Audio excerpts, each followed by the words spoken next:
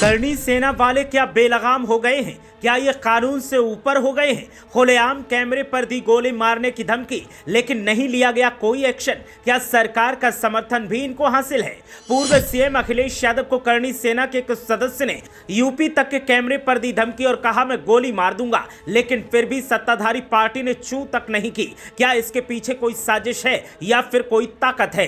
अखिलेश यादव ने खुद को धमकी देने वाले को दिया दो टूक जवाब और सत्ताधारी पार्टी को भी लपेटे में ले लिया। पूर्व सीएम के बयान ने सबको चौंका दिया और सत्ताधारियों की बोलती भी बंद हो गई। जरा देखिए हुआ क्या था।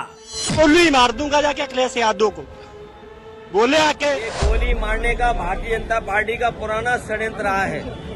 तो सुना आपने, मैं अखिलेश यादव को गोली मार दूंगा। यह शख्स यूपी तक के पत्रकार गौरव कुमार पांडे से बातचीत करते हुए ऐसा आपे से बाहर हुआ कि अखिलेश यादव को कैमरे पर गोली मारने की धमकी दी। हालांकि गौरव कुमार पांडे ने इसे रोका और कहा कि आप बड़ा बयान दे रहे हैं, ऐसा नहीं बोलना चाहिए। लेकिन इसके साथ करनी सेना के तमाम वरिष्ठ लोग पीछे खड़े थे। उनमें से किसी ने भी ना तो आपत्ति जताई और ना इसे रोकने की कोशिश की। अब इस शख्स का बयान खुलेआम सोशल मीडिया पर वायरल हो रहा है और वायरल होते बयान को सुनने के बाद समाजवादी पार्टी के चीफ पूर्व मुख्यमंत्री अखिलेश यादव ने अपनी प्रतिक्रिया दी है। अखिलेश यादव ने निशाने पर बीजेपी को लिया, करनी सेना को लिया और कहा कि बीजेपी का तो पुराना ट्रेंड रहा है गोली मारने का। महात्मा गांधी को भी गोली मारने वाले का खूब महिमा मंडन किया गया था। अखिलेश यादव ने प्रतिक्रिया देते हुए कैमरे पर क्या कुछ कहा, पहले आप ये सुनिए। ये गोली मारने का भारतीय जनता पार्टी का पुराना षड्यंत्र रहा है। हालांकि हम लोग बाबा साहब भीमराव अम्बेडकर जी की प्रतिमा के पास खड़े हैं। बाईं तरफ राष्ट्रपिता महात्मा गांधी जी की प्रतिमा है।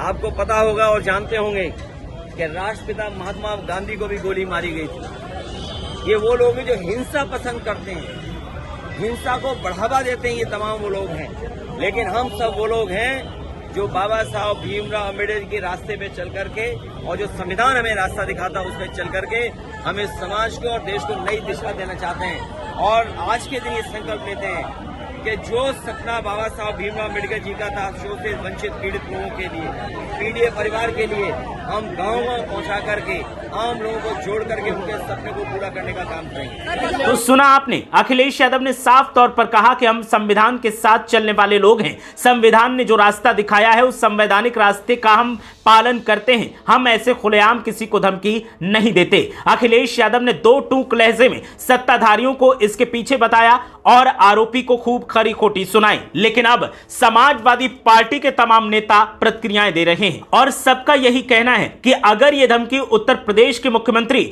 योगी आदित्यनाथ को दी गई होती तो क्या आरोपी को गिरफ्तार नहीं किया जाता? तो क्या आरोपी के खिलाफ कोई सख्त एक्शन नहीं लिया जाता?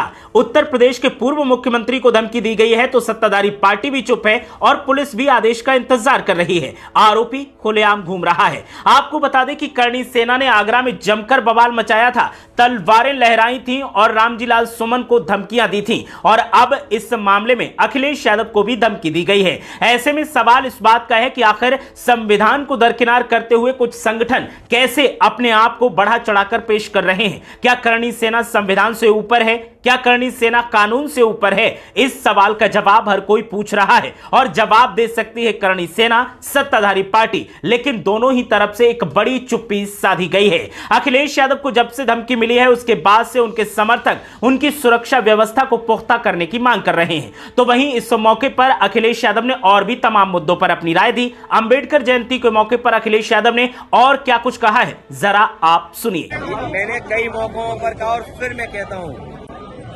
ये सेना भारतीय जनता पार्टी की है। ये प्रशासन शासन के इशारे पर इस तरह का नंगा नाच हुआ है। ये जो कुछ आपको विजुअल्स दिखाई दिए हैं, तलवारें खुली और तमाम लोग लाठी लेकर के गए, वो भाषा किस तरह की इस्तेमाल कर रहे हैं? क्या आप कल्पना कर सकते हैं कि जान मारने की धमकी दे रहे हो, जान लेने की धमकी दे रहे हो? क्या आपकी जान ले लेने और संविधान और कानून पर चलने वाले लोग क्या कर रहे हैं? आखिरकार जिम्मेदारी किसकी है कि अगर कोई किसी को मारने की धमकी दे रहा है तो ये जिम्मेदारी किसकी बनती है कि कार्रवाई हो? और आप कल्पना कीजिए कि जहर कितना घोला इन्होंने कि एक सामान्य परिवार के लोग जो कारोबार में भी बहुत सामान्य हैं, उनके अंदर इतना जहर घोल दिया कि वो तलवार लेकर के निकल पड़े कि जान ले लेंगे। तो उत्तर प्रदेश के पूर्व मुख्यमंत्री अखिलेश यादव लगातार सक्रिय दिखाई दे रहे हैं और दलितों पर हो रहे अत्याचारों को लेकर आवाज बुलंद कर रहे हैं। तो साथ ही उन्हें जो धमकी मिली है उस पर भी उन्होंने अपनी राय दी है।